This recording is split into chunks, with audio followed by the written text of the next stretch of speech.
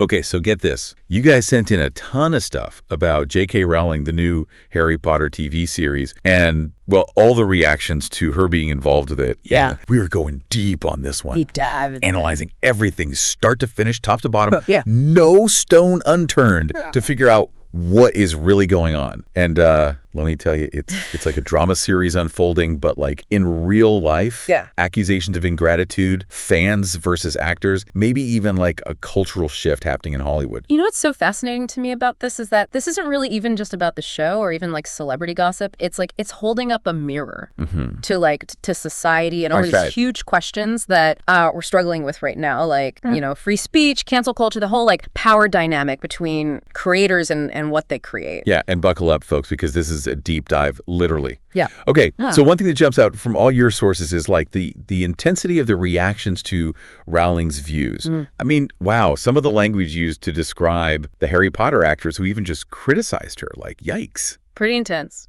Ungrateful little sods, revolting little toads, little monsters. Yes, it's pretty wild, right? And I think it makes you really wonder, like, why are people resorting to such harsh language? Yeah. You know, I think it speaks to like a much deeper feeling, like a sense of like betrayal almost. It's like these actors are being perceived as biting the hand that fed them, you know? Right.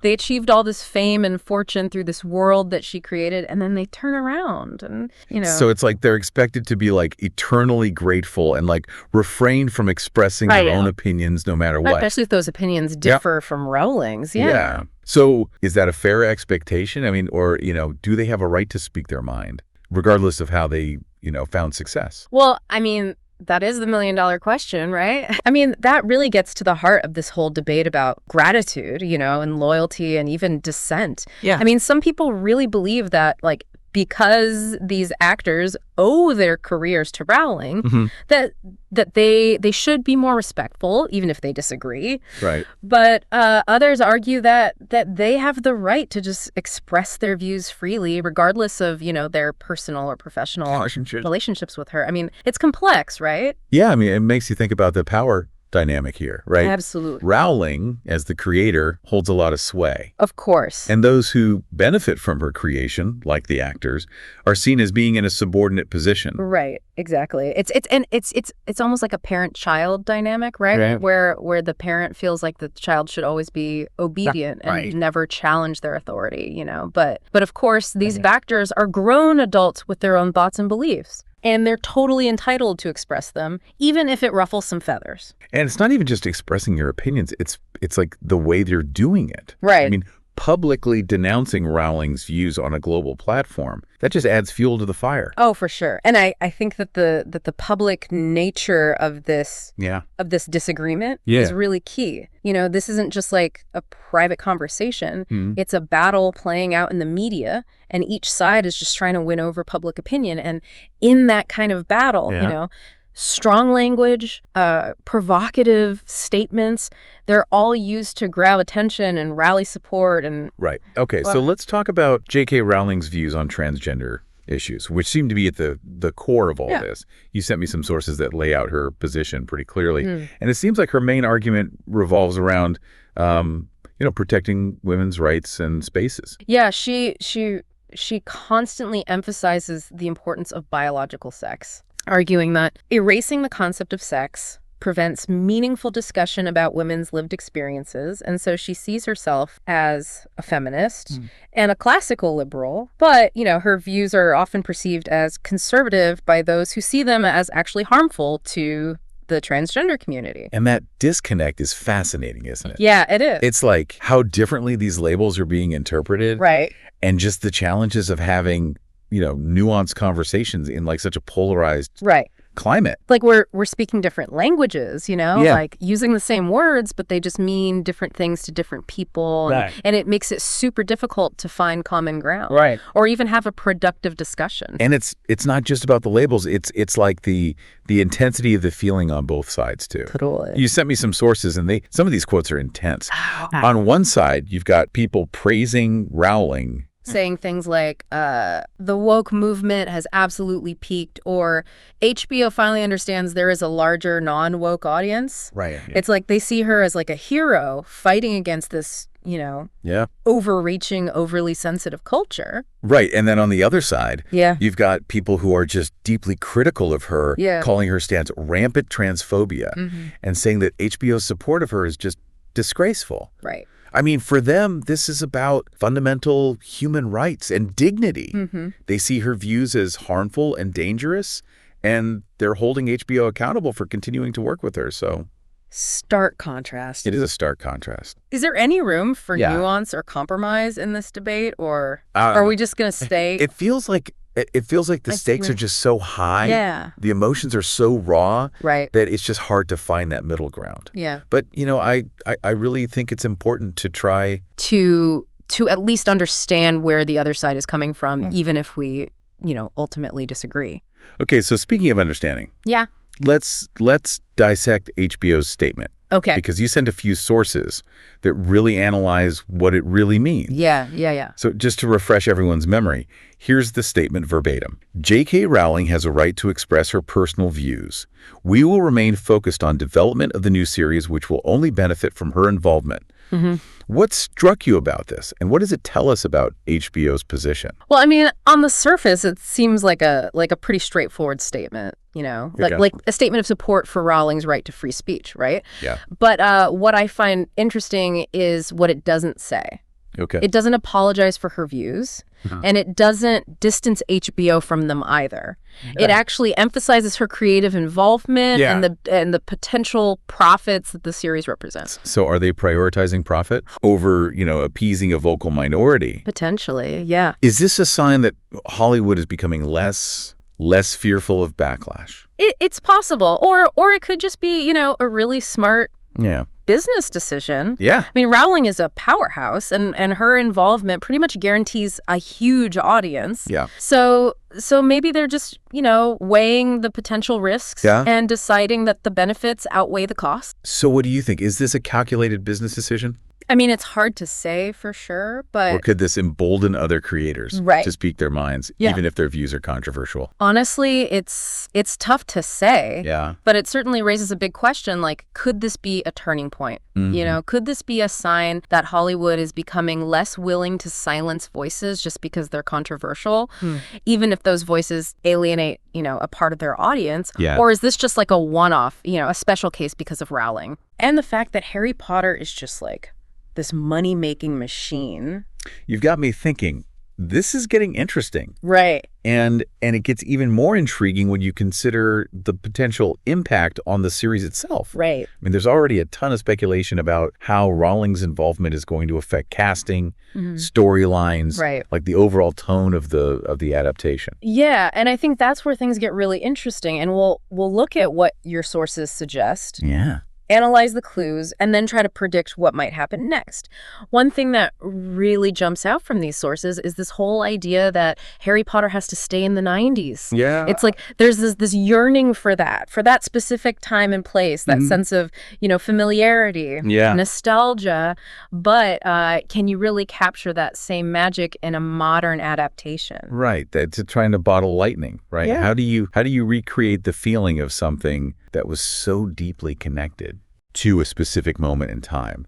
And how do you do that while also acknowledging the need for more inclusivity and representation, which is a huge part of the conversation nowadays? Right. I mean, it's a real challenge for the creators of this series. Yeah. They're walking this tightrope, trying to satisfy the longtime fans who want a faithful adaptation, right, while also like appealing to a new generation of viewers. Yeah. Who might have different expectations and perspectives. Right. So it's like they're being pulled in two different directions. Yeah. On one hand, this pressure to stay true to the source material, right, honor the original characters and storylines. Yeah. But on the other hand, there's this expectation that they'll update the story to reflect, modern sensibility. To be more inclusive, more diverse, yeah. Yeah, exactly. And that tension is playing out in the fandom too, Oh, absolutely. I mean, some fans are totally open to change, maybe even like excited about the possibility of seeing a more diverse cast of characters. Right.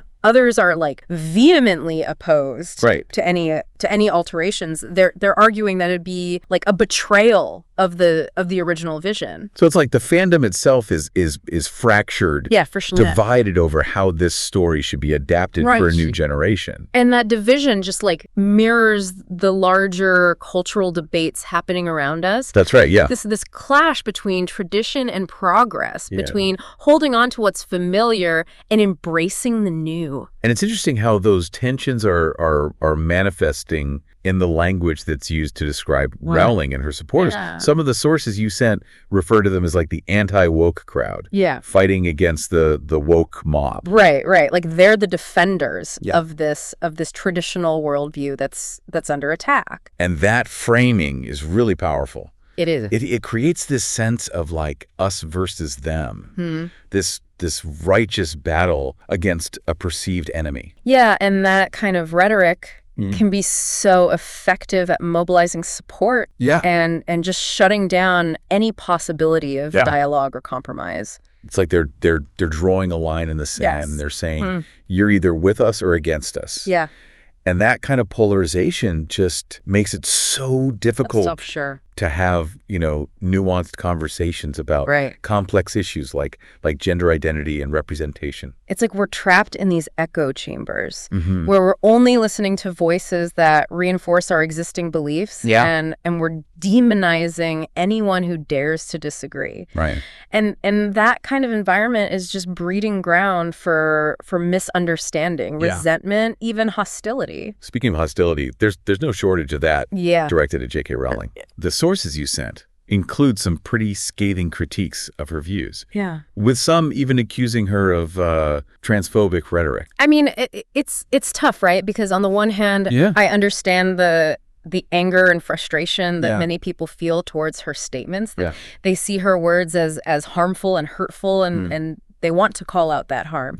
But on the other hand, I do worry that using such strong language just shuts down any possibility of dialogue or understanding. It's like you're throwing gasoline on a fire. Exactly. It might feel good in the moment, but it's not gonna extinguish the flames. And I think ultimately what we need is more conversation, more empathy, more willingness to listen to each other, even when it's difficult or uncomfortable. But how do we create that space for dialogue? I know. When the emotions are so raw. And the stakes are so high. It's tough. It feels like this debate has become so polarized that even like the slightest disagreement can trigger like a furious backlash. You're absolutely right. It's a real challenge. And I don't pretend to have all the answers.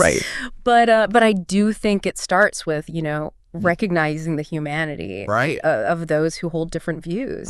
We might disagree with their opinions, but that doesn't make them bad people. It just means they see the world differently. It's about trying to understand their perspective, even if we don't agree with it. And maybe, just maybe, through that process, we can start to bridge the divide, find some common ground. And who knows, maybe this new Harry Potter series with all its complexities and challenges will provide an opportunity for that kind of bridge building. It could. Maybe it'll spark conversations that help us grapple with these difficult issues in a more nuanced and productive way. That would be amazing, right? Imagine a TV show that actually helps us understand each other better. Challenges our assumptions and encourages empathy. It's a lofty goal. It is. But I think it's worth striving for. I think so too. And even if the series doesn't achieve that, even if it just sparks more debate, more controversy, that's still a valuable contribution.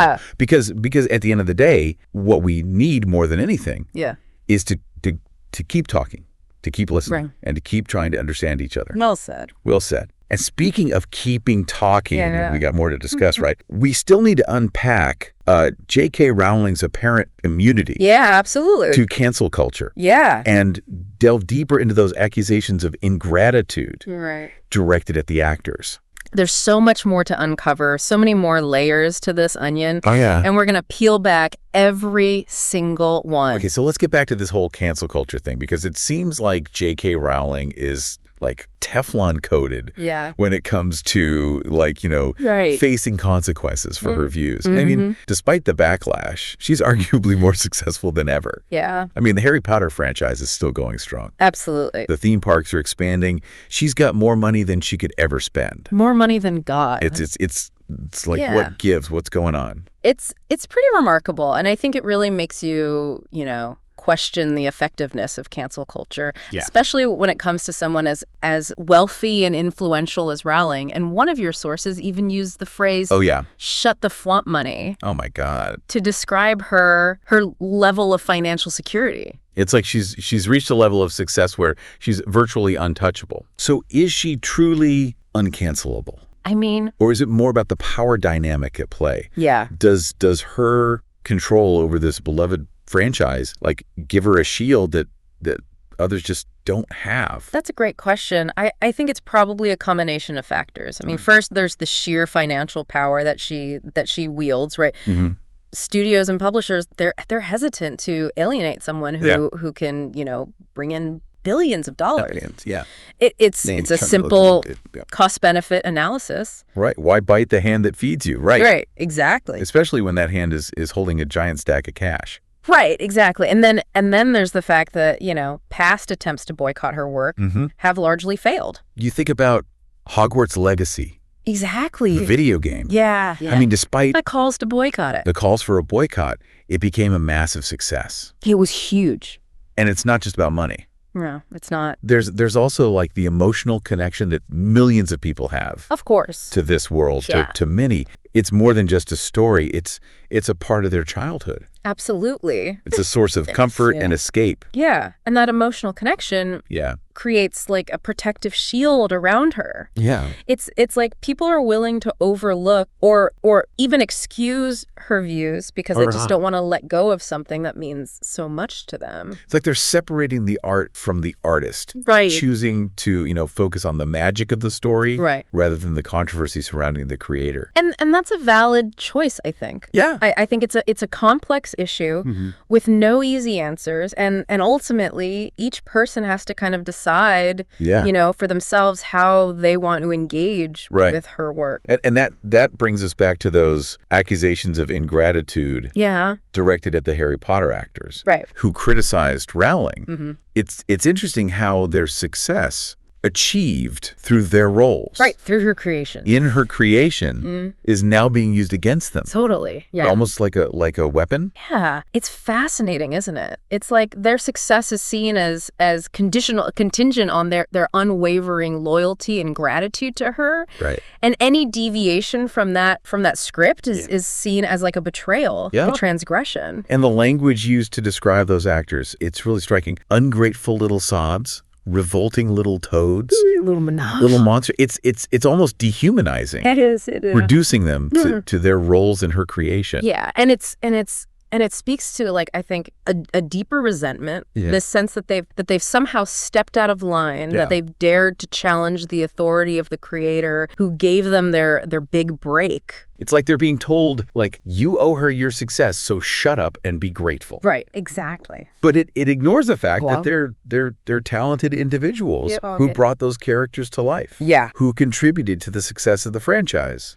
Absolutely. And it also ignores the fact that they're just entitled to their own opinions, Yeah. Even if they differ from Rowling's, it's a reminder that success, even success that's achieved through collaboration, doesn't negate one's right to think for themselves and to speak their truth. So what does all this mean for the new Harry Potter series? Yeah. How are these tensions, these debates, these cultural anxieties going to play out in the adaptation? That is the big question, and it's impossible to predict with any certainty. But one thing's for sure: the creators of this series are facing like a monumental challenge. Absolutely, they're trying to navigate a minefield of expectations, ideologies, and sensitivities. They're trying to create something that will appeal to a diverse audience, with diverse viewpoints, while also staying true to the spirit of the original story. It's a delicate balancing act. It is. And the source material that you sent, hints at some of the paths that they might take. There's this emphasis on staying true to the 90s, which suggests a desire